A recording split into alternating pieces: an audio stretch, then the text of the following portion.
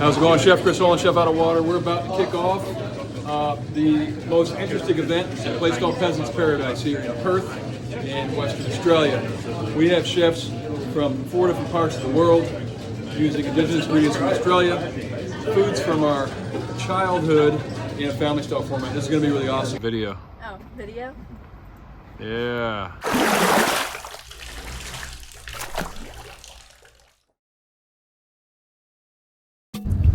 These guys are Dwight and Justin.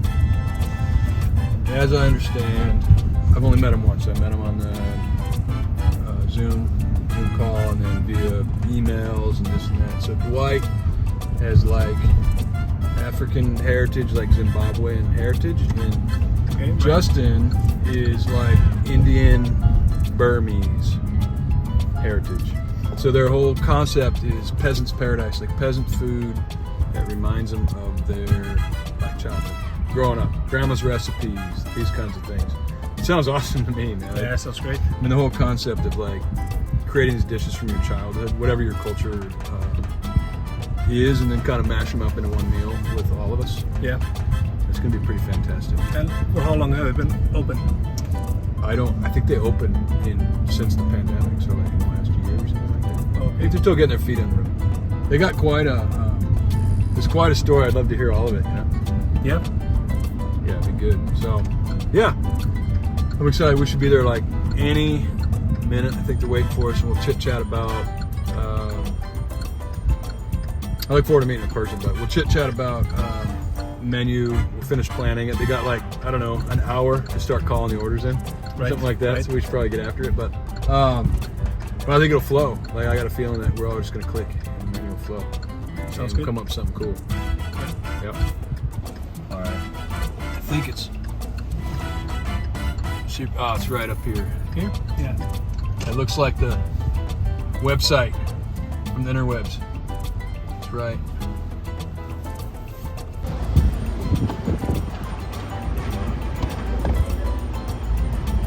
God, get hit by a car.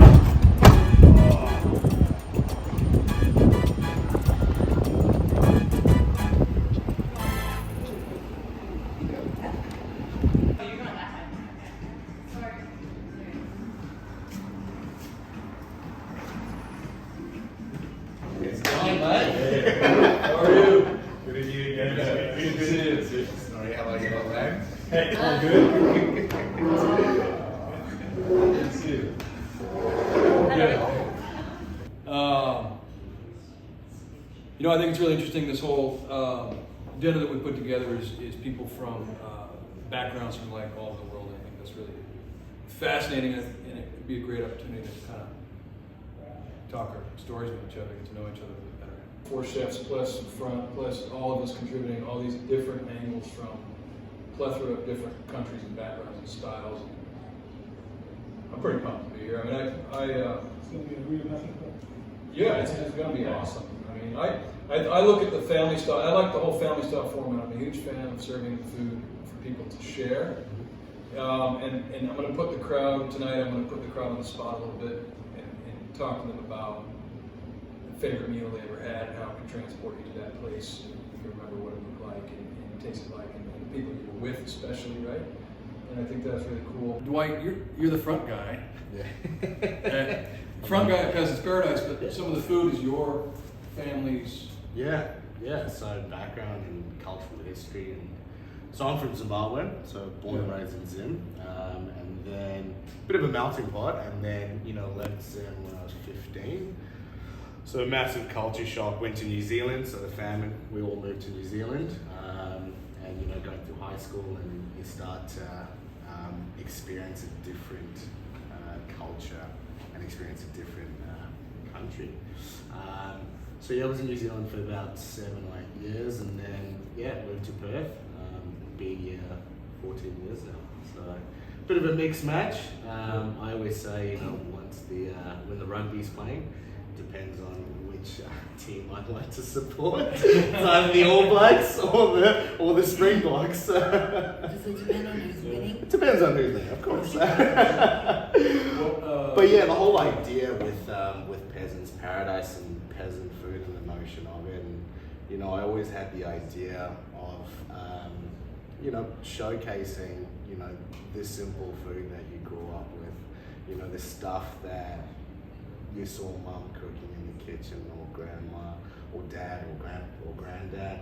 You know, you're tasting and you're experiencing those memories. And so Peasants Paradise was that whole flip side of saying, okay, cool, how do we take that and bring it into a restaurant seating and tap into our cultural background, tap into our background, tap into, you know, the African flavors that I grew up with. You know, there's my auntie and them grew up in Mozambique, and Mozambique was a Portuguese colony. So, you know, growing up, you know, I'd always have the peri-peri chicken or like lots of seafood, and you know, you don't realize how much those little things kind of show, you know, mold you. Nostalgia is like one of the most powerful things that food can invoke, right? Definitely, definitely. Like the tear in your eye when you taste something that you haven't had for 30 years since your grandma died. You know, it can take you right back there in a second. Exactly. So that was the idea. And then Justin and myself, you know, we've been going for about 4 years now. You know, we started off doing pop-ups and catering and events and, you know, working full-time, doing this thing on the side. Hard slog, hard yards. But, you know, the bonus and you know, the flip side is, you know, we got to test out the product. We got to test out the concept and the vision and the idea and build a brand and build a following, and then step into what's our home. Yeah. Start taking the real risk.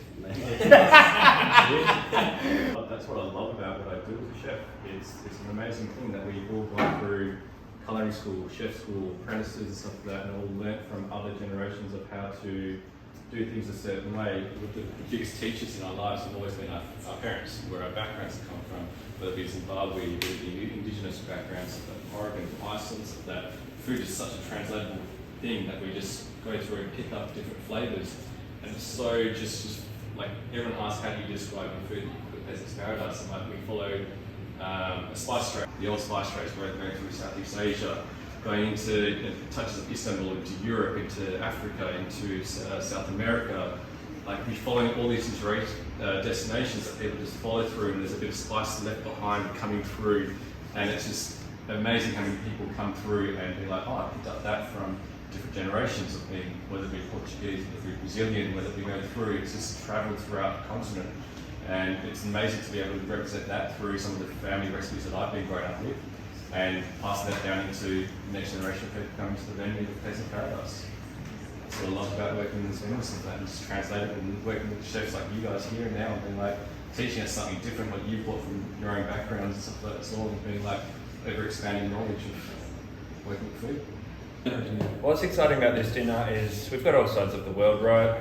We've got Zimbabwean roots from the boys. We've got youth Iceland, you're from Oregon. I mean, it's such an eclectic mix. And then we're throwing in some really nice indigenous products with some intent. It's all been sourced ethically. And then we've got Lou over here with her beautiful ambrosias. It's just Australia for me. It's a melting pot already, but it's just a great exercise to see it all come together. Yeah. What's your, how long have you been doing this for? Are you from this region? Started down south probably 15 years ago. Moved up really quick through all of the wineries in WA. That's probably where some of the best food is if you're going to go down south. That's where the money is, you know, there's some serious wineries, world-class wineries and some world-class food. Worked my way through there before I ended up somewhere called Perth, which is just second to none. Okay, it's nothing but indigenous ingredients, and we go out on the country with the traditional owners and get the food, forage the food, and use what's local in season in that particular town, whether that be Kakadu in the Northern Territory or wherever, anywhere around the Pinnacles, a mud flat. Just used to travel around and pop up. They're still doing that, but then I broke away, had a family, and decided to take the call and do my own thing. So with a company called Old Young's Distillery, and that's eat well, drink better. So the challenge is for me to make the food as good as the booze. So every day trying to make the food as good as the booze and something that pairs up. Not always using gin, as I haven't ever used any gin in my cookery. I've used the spent botanicals to smoke things. I've used the spent botanicals to flavour brines, but I also use the individual botanicals like lemon myrtle or geritol wax to flavour a dish that would then pair with the Six Seasons gin, or I've got Tuscan juniper flavoured berry sorbet, and then that pairs with the common gin. So challenging myself to not rely on booze for the food, but to make the food for the booze, if that makes any sense. Yeah. So it's fun. It's a different way of looking at things. Speaking of booze, we're also doing this lovely ambrosia. It's not. It's a bit new to me. I mean, we know about mead in America and things like that. But explain. Can you talk briefly about the ambrosia and why it's kind of fun? You taught me a little bit about the different honeys. Is really the thing, like where they come from, and then also the indigenous, indigenous names and things like that. Can you tell us more about that?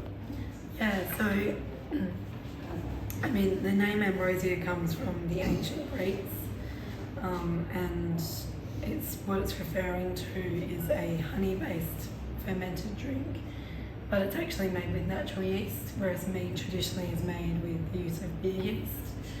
And in using the natural yeast, I mean, I consider them to be a part of the natural environment. So, and it's actually where a lot of the aroma comes from in honey, and therefore in the ambrosia. So in sort of celebrating and using those native yeasts, what I feel like I'm trying to do is get a bit more of a snapshot of what's actually in the natural environment than what I would be getting if I was pitching with a brewer's yeast or some kind of a commercial yeast. And then as far as all the honeys go, like you said, I'm working with monofloral honeys from migratory beekeepers. Every now and then I might get a mixed floral but single site honey where there's multiple things flowering at the same time. But even then, that's still kind of, I see that as an expression of place, where it's from, and what the season is yielding. And so with using the indigenous names for the plants, and also paying acknowledgement to the indigenous owners from each region where the plant comes from, with the labelling, it's really about, taking the next step as far as saying this is the sense of place or the sense of identity, is kind of trying to invoke that sense of this is a place that a cultural group has got a really long connection to and has been, they've been custodians there for a long time, and their histories and the history of that landscape are intertwined. And those, the fact that there is an indigenous name for all of these plants, actually, it shows that, and the names are specific to the region or to the language group where it's from. So one tree might have a name in one part of the state, in another part of the state it's got a different name because there's a different cultural group there, and the tree might have been seen to have a slightly different significance to them. So it's trying to take that next step in telling a story about the Australian landscape. Is your mind blown yet? You've been here in Australia for a week and a half. We've been in the village in the South Australia. Now we're up in a metropolitan city with tons of different suburbs, working with people from various different backgrounds. How you feeling? How you feeling? Super jealous. You guys can grow anything here. I come from Iceland, where our tradition is more like how we can preserve vegetables and meat and fish and stuff like that. And that's kind of what's coming back now. We're doing it, like they did back in the day. But seeing what you guys are doing here, it's amazing all these new ingredients for me and how you should treating it with respect and passion. It's amazing. Yeah. So Justin, you and Snorri and I have been in the kitchen most of the day, just kind of shooting the breeze, kind of getting through the prep, and getting ready for dinner service tonight, which is it's a lot of fun. Like with Chef Out of Water, we like to try to just, we're going to figure it out along the way. It doesn't, you can plan all you want, but it's going to turn out how it's going to turn out. It's really exciting to me that this will be the first time we've ever had a mashup of, Icelandic and Indian and Burmese and a little French, a little Hawaiian, and then indigenous ingredients paired with a beverage that's fermented with yeast that just comes out of the air.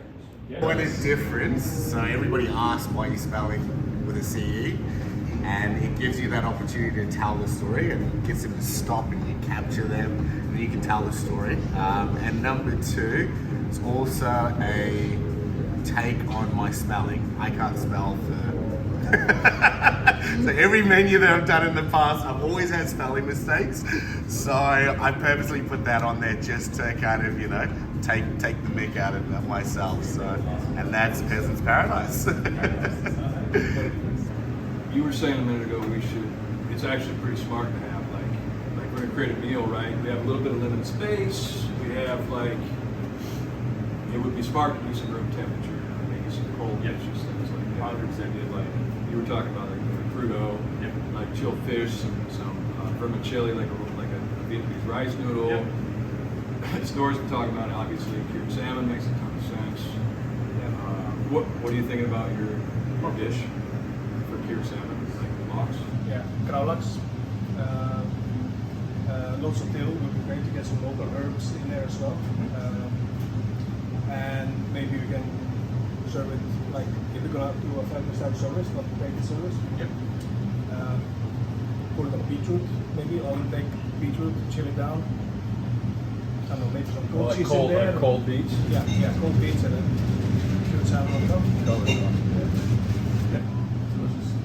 And then I love Vietnamese food. I wanted to say Vietnamese all plays can you just have lunch with that, whatever you're making, before people come? Yeah. There's always extra What portions. what were you thinking about doing? So like similar to ceviche and stuff like that. So usually the dish that is called a mahinga. So usually a Burmese noodle laksa kind of style. We'll always have that for breakfast. Yep. So start the morning off with some noodles and rice, like a bunch of spices, and that not too spicy, but it's all those flavors of acidity coming through and stuff like that as well. So normally they put fish in it. I'm going to do some ceviche for have that room temperature for that as well. So and just refine it and stuff like that. And the story is like that would be a common That'd be a common breakfast. dish in Burmese and stuff like that, culture and stuff like that as well. So yeah. Sounds good. As a kid, my mom always had dinner on the table. She took a number of years off, it just didn't work, so that she could have dinner on the table with my brother and I. And my dad needed extra stuff, to make sure we had, had a good life and be able to take vacations and family time. Yeah. He'd work Yeah. weekends and nights on the dock, and I remember cleaning a furniture store with him at night. This is back in the early '80s. You're emptying ashtrays, stuff like that. But anyway, my parents and our neighbors bought a tiny little condo on the island of Maui in Hawaii, and so we'd go there annually and just hang out.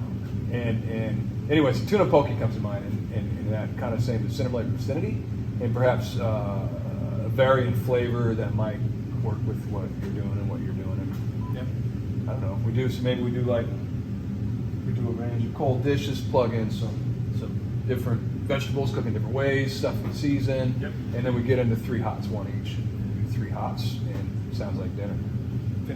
Real quick, Chef Out of Water, just a brief introduction, and we'll come back a little later because we probably want to plate some food so y'all can have dinner. My name is Chris Holen. Myself and my partner Simon Milcock are with Chef Out of Water. We are a social enterprise organization that has the goal of traveling, learning from other people. In return, other people are learning along the way as well, thus creating events like this where we all get to work with each other. Justin and Dwight have invited us to work and do an event here with Peasants Paradise. I come from the northwest corner of Oregon in the United States. we thought it would be fun to invite our good friend Snorri Sigfusson. He comes from Reykjavik, Iceland. We have worked together on a couple of occasions, and this has been we've had a really great time here in Australia. So Snorri, thank you for joining us. Also, Rohan Park from Old Young's Distillery. Thank you for this wonderful beverage. Tonight's dinner, I'll give you a brief synopsis. Tonight's dinner features a menu of foods from all of our childhoods. Ones that impart memories, lifelong memories that you'll never forget from growing up. And you're going to kind of see that story today in these foods.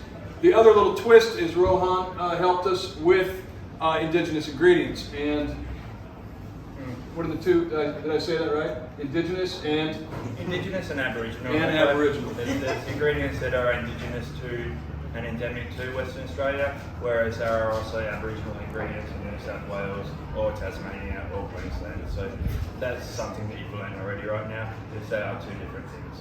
And it's just learning and sort of getting okay. And for us, we've imparted these flavors into every dish. All right, so it's going to be a lot of fun. And then, of course, Dwight, thanks for having us.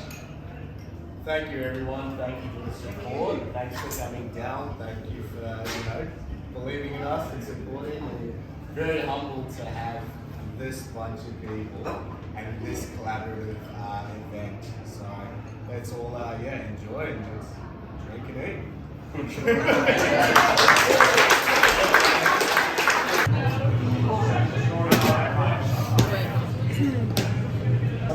This is pork belly cassoulet. It's a traditionally a French dish. Here we have Icelandic gravlax, so cured salmon. It's cured with anise myrtle. Yeah. Yep. And fennel seeds and a lot of dill, which is traditional to Nordic. On top we have a little bit of sauce. In the sauce is a little bit of the miso. Yeah. So then we have some beetroot, some kale, and ricotta cheese. On top is then a little bit of Wild Rosella. yeah. Yep. Yeah. So if there are any Italians, they might, get back at you for, putting cheese with fish. Yeah. Just tell them to talk to me. No problem. Okay. Yeah. So here we have Icelandic fish stew. As you see, it's kind of thick. Traditionally, it's with cheap fish like haddock or cod, but since we're here in Australia, we use barramundi. Inside a lot of onion, garlic, and boiled potatoes. On top, we have a little bit of pickled coriander stems, pickled dill stems, and celery leaf. So I've got this one here, which is my version of mohinga. It's a Burmese fish curry, or we normally have it as like a noodle soup in the morning. I've done it with an amberjack ceviche.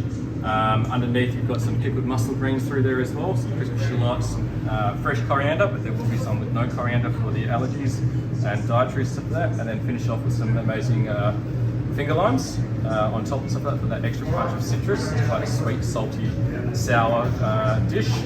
The second dish I've got is a gyro of lamb. So it's a lamb shoulder croquette. There is dietaries for everything on this one. And then a lamb cutlet. Literally grab with your hands, eat, kind of caveman style, my version of it. Spiced with a couple of garam masala through it.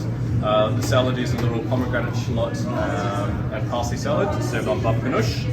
And this one here is a carrot cleanser, which will be going between the 3 fish dish. Palate cleanser, so it's a Dakar purple carrot puree, some miso from Old Young's, some carrots tossed in some coconut oil, and a carrot top salsa verde. Tonight you'll be eating and tasting a lot of flavours you may or may not have had before, but they've been around for thousands and thousands of years, long before any of us, okay? So we need to acknowledge the grounds that we stand on, and the elders, past, present and emerging. Always was, always will be, and everybody has to know that and respect that. They are beautiful flavours, but there's a backstory to everything, okay? So it's always nice to have it. Thank you for coming. Thank you. Cheers to us. gonna be good. The ultimate mashup. This dinner will never be repeated. Never. Just a little bit.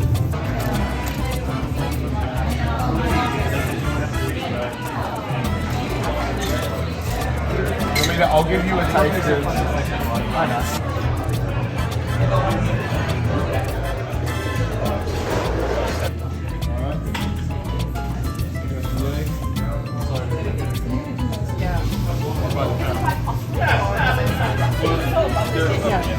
His brother Barney is opening up restaurants for an Aussie company called Two Hands right now, but he worked for Proud Mary.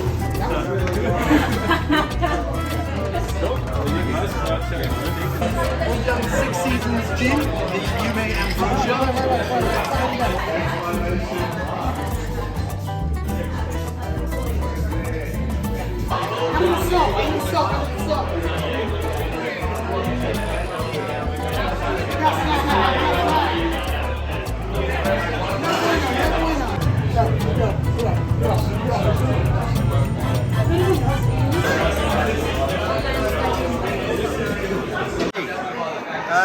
I'm really enjoying the different mix of flavours tonight. There's a whole range of different offerings on the table. The first couple of dishes we've had have been really unique and really provided a different burst of flavour every time you've tried a different dish. So it's been a really great experience from my point of view. This is my first Chef Out of Water experience, and it's really delivering a really great vibrancy and a range of flavours to enjoy tonight. So we're finished round 1, which is an absolute cacophony of flavors and textures. There was some talk about maybe remembering childhood food dishes. That for me didn't happen, but I'm loving the journey of seeing the different flavors and textures being brought together with, very importantly, the local indigenous flavors that are also adding just a really local aspect to it. So round 1, fantastic. Bring it on. Ready for the next one.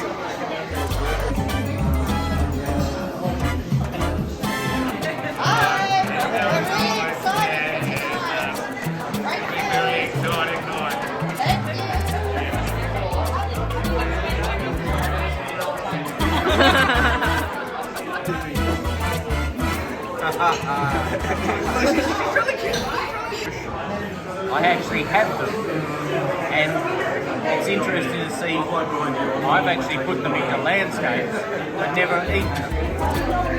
The other dishes they do, and he did it amazing. And yes, I had memories of my own mother from that. It's all the variety of all the stuff that we've done, the 3 different continents that we've been able to sample from, and the traditional foods, and harking back to their childhoods and stuff. I think it's been awesome, really good. I'm thinking about the time I spent with my late parents, sitting on the beach, eating fresh smoked fish, and just enjoying their company and enjoying my family's company. And it takes me back to a really, really happy place.